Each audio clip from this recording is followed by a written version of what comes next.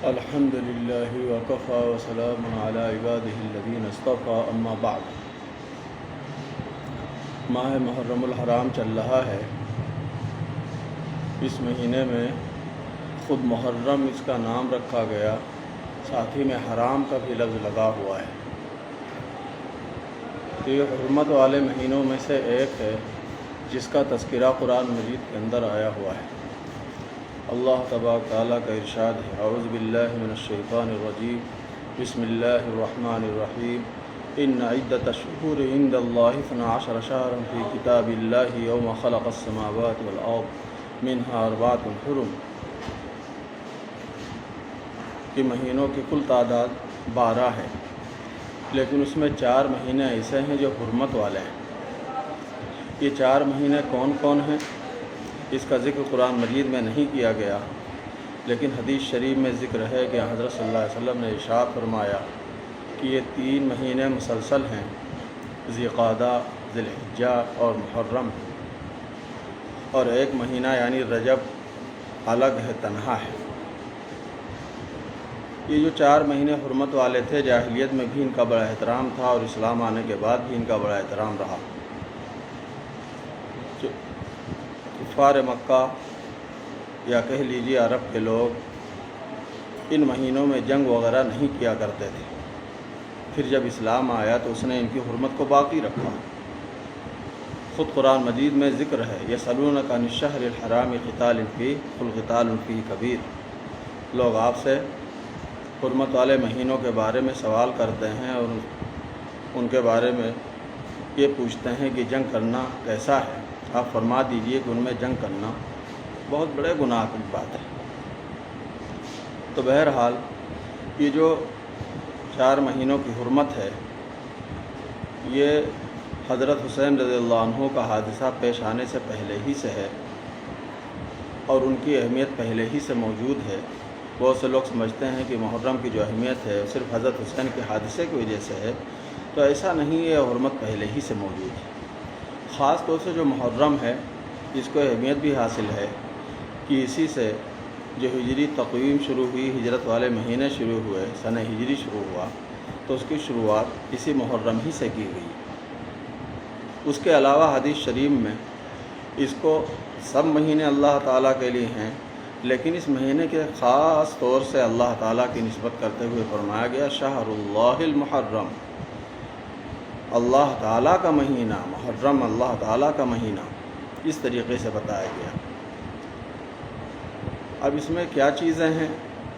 تو ایک تو قرآن مجید میں حکم دیا کہ یہ اللہ تعالیٰ کے نزدیک 4 مہینے حرمت والے ہیں، فلا تظلموا فیہن انفسکم، اس میں اپنے اوپر ظلم نہ کرو۔ ظلم کرنا کیا ہے؟ ظلم اس کو کہتے ہیں وضع الشیء فی غیر محلہ، کسی چیز کو اس کی جگہ کے علاوہ میں رکھ دینا۔ وضع الشیء فی غیر محلہ، کسی چیز کو اس کی جگہ کے علاوہ میں رکھ دینا۔ اللہ نے جو احکام دیے ہیں، ان احکام کو چھوڑ کر کوئی دوسری چیز کرنا، یہی اپنے اوپر ظلم کرنا ہو جاتا ہے۔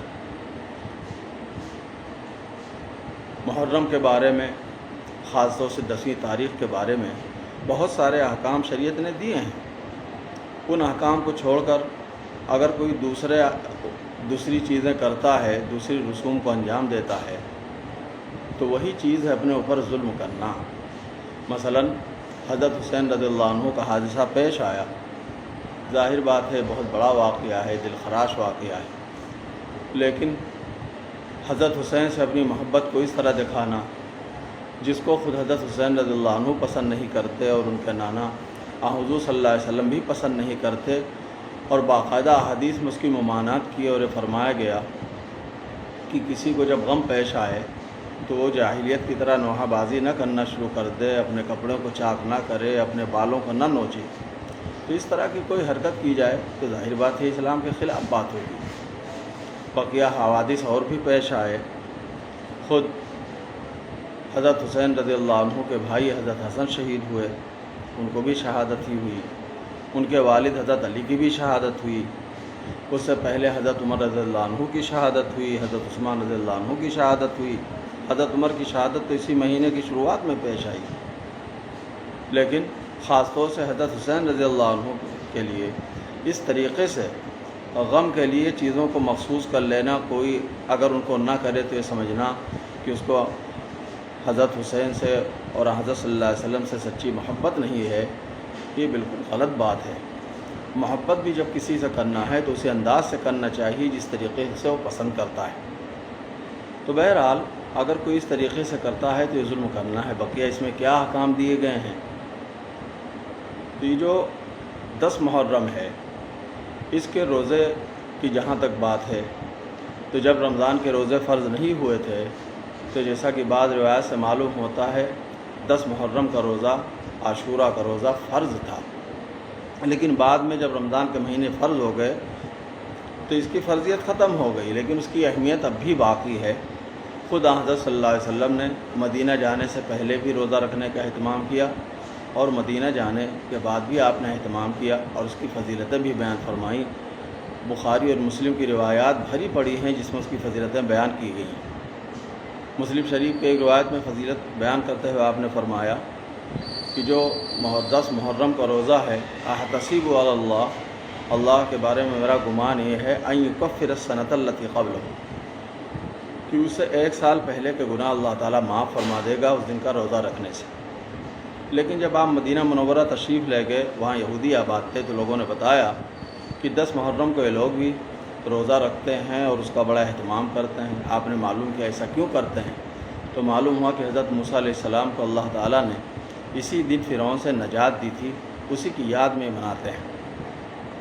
تو حضرت صلی اللہ علیہ وسلم نے فرمایا کہ اگر آئندہ سال میں موجود رہا تو مزید 1 دن کا اور روزہ رکھوں گا، لیکن اگلا سال آنے سے پہلے آپ صلی اللہ علیہ وسلم کا وصال ہو گیا اور اس کی نوبت نہیں آئی۔ لیکن بہرحال اس کے 3 طریقے ہو سکتے ہیں۔ ایک تو یہ کہ 9 اور 10 کا روزہ رکھا جائے، سب سے افضل یہی ہے۔ دوسرا یہ کہ اگر کسی وجہ سے 9 کا نہ رکھ سکے تو 10 اور 11 کا رکھا جائے، یہ دوسرے نمبر کی چیز ہے۔ لیکن اگر کوئی اس کو بھی نہ رکھ سکے، اکیلے 10 کو رکھے، تو یہ فضیلت میں ان دونوں شکلوں سے کم درجے کے ہیں۔ لیکن اگر کوئی اکیلا اسی کا رکھ سکتا ہے تو اس کو روزہ چھوڑنا نہیں چاہیے۔ وہ کم درجے فضیلت والا ہے، اسی لیے بعض فقہاء نے اس کو کہہ دیا کہ یہ مکروہ ہے، مکروہ تنزیہی اس کو کہہ دیا، لیکن مکروہ کا ہی مطلب ہے کہ 3 طریقے ہو سکتے ہیں اور ان میں جو ہے سب سے کم فضیلت والا یہ طریقہ ہوا کرتا ہے۔ تو ایک تو روزہ رکھنے کا اہتمام عاشورہ کی خاص چیز ہے۔ دوسری ایک حدیث آتی ہے، اگرچہ سنداً ضعیف ہے لیکن ترمذی وغیرہ میں بھی وہ موجود ہے اور کئی سندوں سے آنے کی وجہ سے فضیلت میں بہرحال اس کو بیان کیا جا سکتا ہے کہ حضرت صلی اللہ علیہ وسلم نے فرمایا کہ اس دن اپنے اہل ویال پر وسعت اختیار کی جائے تو سال بھر اللہ تعالیٰ کی طرف سے رزق میں وسعت رہتی ہے، کشادگی رہتی ہے۔ بعض اسلاف سے ثابت ہے کہ وہ کہتے ہیں کہ ہم نے ایسا کیا تو ایسے ہی پایا۔ تو اگرچہ حدیث ضعیف ہے لیکن اس کے ذوق کو ذہن میں رکھتے ہوئے اگر اس دن کچھ وسعت اختیار کر لی جائے تو یہ بھی بہرحال ضعیف ہی صحیح ایک حدیث سے ثابت چیز ہے اور اس پر عمل کیا جا سکتا ہے۔ اس دن وسعت وغیرہ اختیار کی جا سکتی ہے۔ اب لوگ سوال کرتے ہیں کہ وسعت کیسے اختیار کریں، اس دن تو روزہ رکھنا ہے۔ تو ٹھیک ہے، دن میں پکائیں، بچوں کو کھلائیں، لیکن خود اپنا شام کو کھا لیں، افطار میں اس کو استعمال کر لیں، تو اسی دن کی وسعت اختیار کرنے میں یہ بات بھی آ جائے گی۔ بقیہ بعض اس طرح کی بھی چیزوں کی شہرت ہے کہ اس دن سرما نہیں لگانا چاہیے وغیرہ، تو یہ چیزیں ثابت نہیں ہیں۔ اور جو خرافات بہت سے لوگ کرتے ہیں تو اچھی طریقے سے لوگوں کو معلوم ہے کہ شریعت اسلامیہ میں اس طرح کی چیزوں کی کوئی گنجائش نہیں ہوتی ہے، اس سے بچنے کی کوشش کرنی چاہیے۔ تو یہ چند باتیں ہیں جو محرم کے سلسلے میں ہم نے عرض کر دی، بقیہ تو بہت ساری تفصیلات ہیں، ظاہر بات ہے مختصر ویڈیو میں اس کو بیان کرنا مشکل ہے، اس کے لیے کچھ پڑھ لینا چاہیے۔ وآخر دعوانا الحمدللہ رب العالمین۔